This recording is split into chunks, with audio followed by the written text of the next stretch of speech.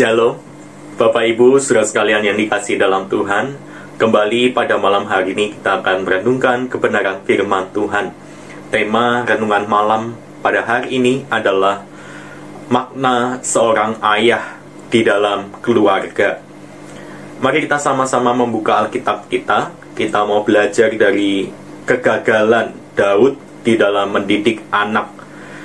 Dari 2 Samuel pasal ke-18 ayat 33 sampai 19 ayat yang ke-8. 2 Samuel pasal 18 ayat 33 sampai 19 ayat yang ke-8. Kesedihan Daud. Maka terkejutlah raja, dan dengan sedih ia naik ke anjungan pintu gerbang, lalu menangis, dan beginilah perkataannya sambil berjalan. Anakku Absalom, anakku Absalom. Ah, kalau aku mati menggantikan engkau, Absalom anakku. Lalu diberitahukanlah kepada Yoab, ketahuilah, raja menangisi dan berkabung karena Absalom. Pada hari itulah kemenangan menjadi perkabungan bagi seluruh tentara, sebab pada hari itu tentara itu mendengar orang berkata, raja bersusah hati karena anaknya. Sebab itu tentara itu masuk kota dengan diam-diam pada hari itu, seperti tentara yang kena malu kembali dengan diam-diam karena melarikan diri dari pertempuran. Raja menyelubungi mukanya, dan dengan suara nyaring merataplah raja. Anakku Absalom, Absalom anakku. Lalu masuklah Yoab menghadap raja di kediamannya serta berkata, pada hari ini engkau mempermalukan semua hamba-Mu yang telah menyelamatkan nyawamu. Pada hari ini dan nyawa anak-anak-Mu laki-laki dan perempuan, dan nyawa istri-istrimu, dan nyawa gundik-gundikmu, dengan mencintai orang-orang yang benci kepadamu, dan dengan membenci orang-orang yang cinta kepadamu. Karena pada hari ini engkau menunjukkan bahwa panglima-panglima dan anak buah tidak berarti apa-apa bagimu. Bahkan aku mengerti pada hari ini bahwa seandainya Absalom masih hidup dan kami semua mati pada hari ini, maka hal itu kau pandang baik. Oleh sebab itu, bangunlah, pergilah keluar, dan berbicaralah, menenangkan hati orang-orangmu. Sebab aku bersumpah demi Tuhan, apabila engkau tidak keluar, maka seorang pun tidak akan ada yang tinggal bersama-sama dengan engkau pada malam ini. Dan hal ini berarti celaka bagimu, melebihi segala celaka yang telah kau alami sejak kecilmu sampai sekarang. Lalu bangunlah raja dan duduk di pintu gerbang. Maka diberitahukanlah kepada seluruh rakyat demikian. Ketahuilah, raja duduk di pintu gerbang. Kemudian datanglah seluruh rakyat itu menghadap raja. Adapun orang Israel sudah melarikan diri masing-masing ke rumahnya. Demikianlah firman Tuhan. Bapak Ibu yang dikasihi oleh Tuhan, hari ini kita semua sama-sama belajar dari kegagalan Raja Daud di dalam mendidik anak-anaknya. Mari kita lihat bersama-sama Bapak Ibu flashback terhadap peristiwa yang dialami oleh Raja Daud. Kita mau mengawalinya dengan melihat kilas balik pada saat Daud menipu Uria. Pada waktu itu Bapak Ibu, Daud menipu Uria untuk mendapatkan Batsheba. Dan kini anak-anaknya yang menipu dia dan menghancurkan keluarganya sendiri. Diawali dari cinta terlarang oleh anak Daud yang bernama Amnon terhadap saudarinya yang berbeda ibu, yaitu Tamar. Sepupu sekaligus sahabatnya, yakni Yonadab, mengajarkan kepada Amnon untuk berpura-pura sakit dan meminta kepada sang ayah untuk mengirimkan saudarinya yang bernama Tamar itu sebagai perawat. Rasa cinta Amnon mulai tergoda oleh nafsu memiliki Tamar. Nah, singkat cerita, siasat pun dilancarkan oleh Amnon menghampiri saudarinya sendiri. Namun setelah nafsu terlampiaskan, rasa cinta berubah menjadi benci, sehingga Tamar dicampakkan begitu saja. Tamar bersedih dan menyampaikan perasaannya ini. Peristiwa ini diceritakan kepada saudara serahimnya, yaitu Absalom. Kabar ini pun juga kemudian sampai ke telinga Daud. Hanya perasaan marah yang keluar dari Daud pada waktu itu saat mengetahui ada penodaan yang dilakukan oleh anak sulungnya itu. Tamar dan Absalom mungkin mengharapkan adanya ketegasan dan keadilan lebih daripada sekedar bentuk kemarahan Raja Daud. Bagi Absalom tidak ada lagi rasa bangga, hormat, dan cinta kepada ayahnya ini. Hanya api dendam yang berlahan membara, hanya menunggu waktu yang tepat untuk melahap habis. Bapak Ibu, kemudian lewat 2 tahun, Absalom datang menghadap Daud. Ia bersiasat dengan semua anak raja untuk hadir di pesta pengguntingan bulu domba-domba. Amnon yang hadir kemudian disuguhkan anggur hingga ia mabuk. Lalu singkat cerita ia dibunuh oleh orang-orang suruhan dari Absalom. Kabar buruk kali ini membuat raja merasa sedih, bahkan sampai mengoyakkan pakaiannya dan berbaring di lantai. Absalom yang ketakutan kabur ke negeri asal ibunya, yaitu ke daerah sang kakek. Bapak Ibu, waktu kembali berlalu, amarah Daud mereda, dan Absalom diminta untuk pulang kembali. Raja memperkenankannya kembali ke ibu kota, tapi Absalom tidak diperkenankan untuk tinggal di dalam istana.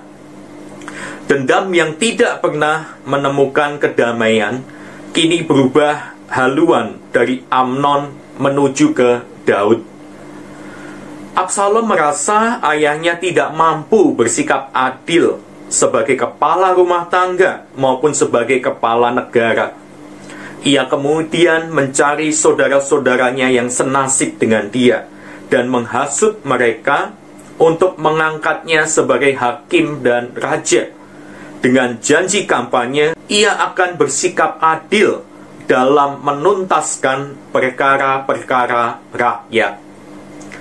Bapak Ibu, dengan dukungan rakyat yang dia dapatkan, yang haus akan rasa adil, dan dengan tiupan sangkakala, Absalom melegitimasi dirinya sebagai raja. Daud pun pada akhirnya mulai sadar atas ancaman disintegrasi bangsa sudah ada di depan mata. Ia pun memilih untuk menyingkir dari Yerusalem bersama keluarga dan tentara-tentara kepercayaannya untuk mencegah terjadinya perang saudara. Tahta kerajaan kini diambil alih oleh Absalom, sedangkan Daud harus mengasingkan diri, meratap kepada Tuhan dalam pelariannya. Terjadi kudeta di dalam istana Raja Daud. Bapak Ibu yang dikasihi oleh Tuhan, perang saudara tidak dapat dihindari, dan untungnya tidak dalam jumlah yang terlalu besar. Rencana Tuhan pun terjadi.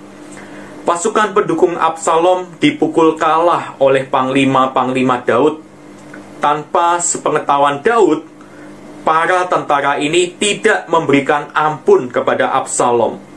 Absalom mati, Daud kembali bersusah hati. Dan bacaan kita malam hari ini menggambarkan bagaimana Daud meratapi Absalom, dan ia sebagai pihak yang harusnya menang, tapi pada hari itu terjadi ratapan. karena kematian Absalom. Bapak Ibu, peristiwa kudeta ini mungkin bukan merupakan catatan sejarah yang baik, tetapi bisa memberikan banyak pelajaran bagi kita, khususnya bagi para kepala keluarga di dalam menahkodai bahtera keluarga. Bapak Ibu yang dikasihi oleh Tuhan, terkadang sebagai kepala keluarga, kita bisa hebat di dalam lingkungan pekerjaan kita bisa hebat mengepalai sebuah perusahaan, tapi terkadang gagal untuk mengepalai keluarga kita sendiri. Terkadang kita tidak mau tahu dengan kondisi keluarga kita. Mungkin kita merasa bahwa tugas di dalam mendidik anak, mengatur rumah tangga adalah pekerjaan para ibu. Kita mungkin sebagai ayah merasa bahwa mencari nafkah, memberikan penghidupan bagi keluarga, itu sudah lebih dari cukup. Nah, Bapak Ibu yang dikasihi oleh Tuhan, mari kita hari ini mau sama-sama belajar. Mari kita menemukan makna ayah di dalam keluarga. Yang pertama, Bapak Ibu, makna ayah di dalam keluarga adalah ayah sebagai inspirator. Bapak Ibu, ada seorang penulis yang melukiskan perbedaan ayah dan ibu. Kalau ibu itu melindungi dan mempertahankan, kalau ayah itu merebut dan membuka jalan untuk berbagai kemungkinan. Kehadiran ayah di dalam hidup keluarga atau dapat dirasakan oleh anak-anaknya dapat memberikan rasa aman dan rasa percaya diri kepada anak, sehingga anak itu mampu beradaptasi dengan lingkungan dan dunia di luarnya. Dalam relasi sosial, hal ini sangat baik bagaimana ayah menjadi inspirator, sehingga ibu dan anak-anak mampu untuk menjalin relasi sosial yang baik dan sehat di tengah-tengah keluarga dan masyarakat. Lalu yang kedua, Bapak Ibu, makna ayah di dalam keluarga adalah ayah sebagai pusat emosi daripada keluarga. Bapak Ibu yang dikasihi oleh Tuhan, ada berbagai masalah emosi yang dapat muncul apabila ayah tidak hadir di dalam kehidupan keluarga, bahkan di dalam kehidupan anak sendiri. Hasil penelitian menunjukkan adanya kaitan antara ketidakhadiran ayah dengan kesedihan yang besar pada anak ketika mereka mencapai usia yang lebih dewasa. Dalam penelitian yang lain, Bapak Ibu, siswa yang tidak memperoleh disiplin, dukungan emosi, dan kasih seorang ayah memiliki kemampuan menghadapi stres yang rendah, kurang kontrol diri, dan cenderung menarik diri dari kehidupan sosial.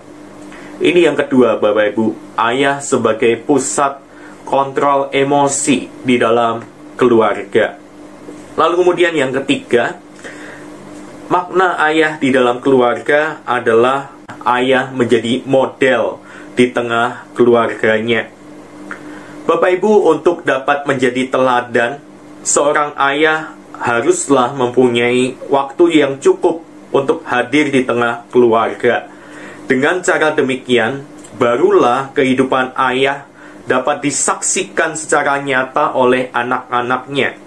Sebaliknya, anak dapat kehilangan patokan berperilaku dan gamang di dalam berhadapan dengan orang lain, tatkala tidak ada seorang ayah yang memberikan nasihat, teguran, maupun pujian. Akibatnya, anak dapat bertumbuh menjadi anak yang haus akan dukungan dan juga evaluasi dari orang lain. Ayah ini menjadi role model bagi keluarganya dan terkhusus bagi anak-anaknya.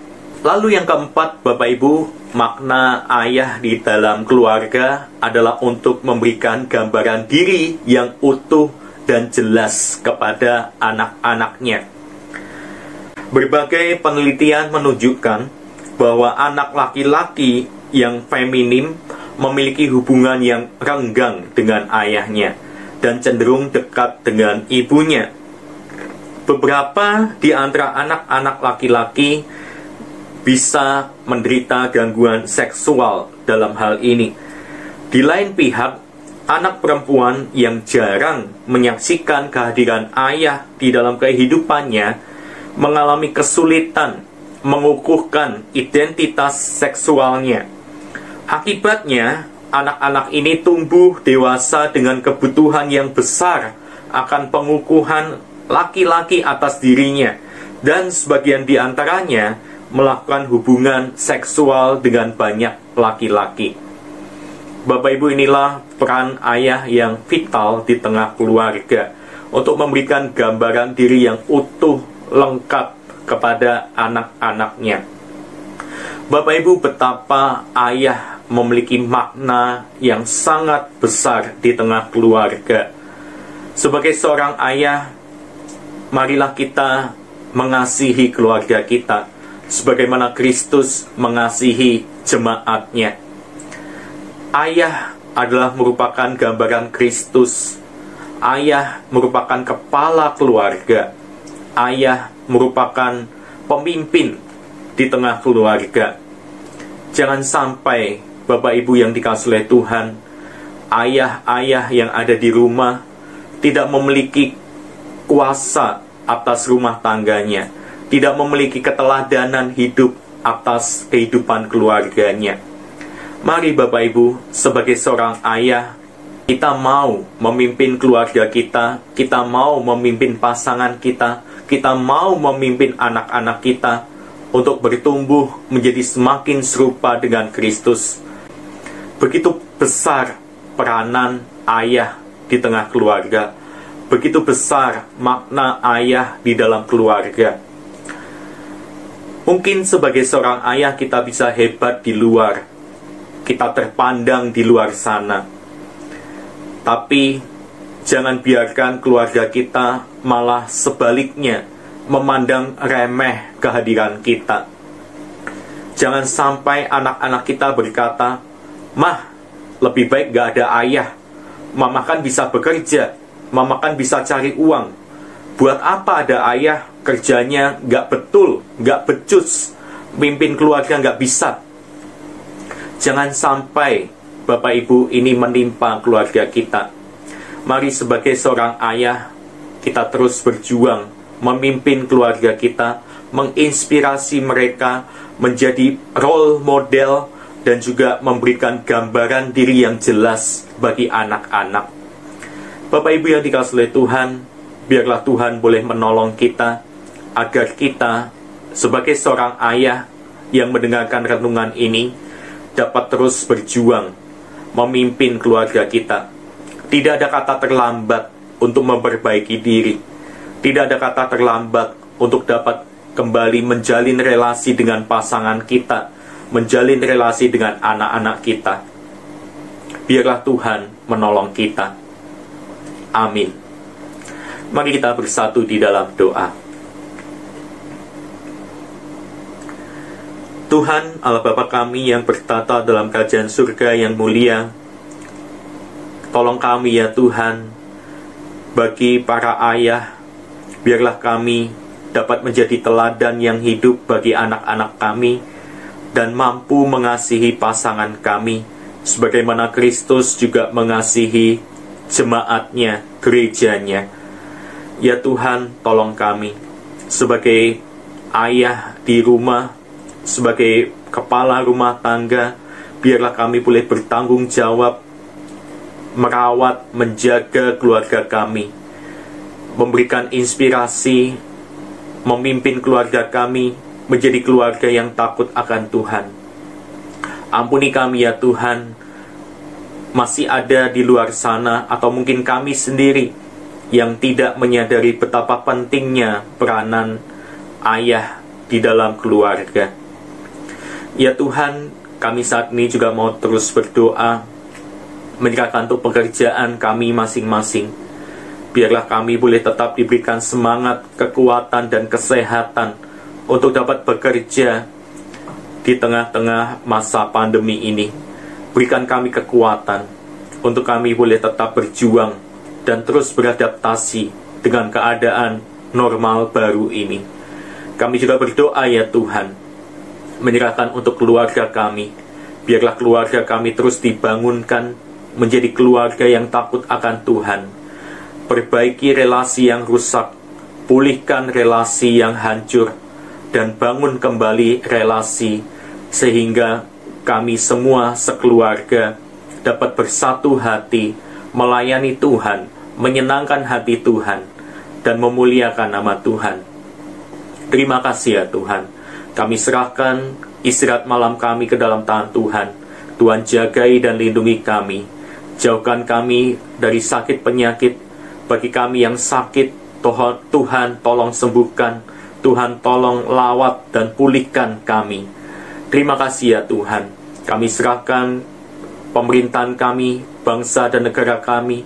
Biarlah Tuhan yang akan memimpin bangsa kami dan berbelas kasihan bagi negeri kami ini.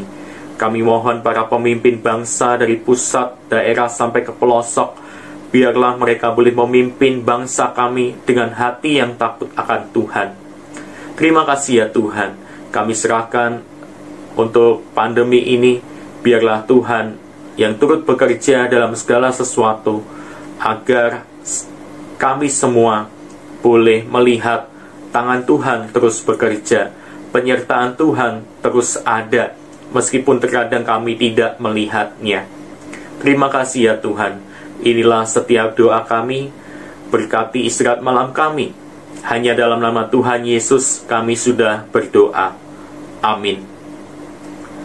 Selamat malam Bapak Ibu, Tuhan Yesus memberkati kita sekalian.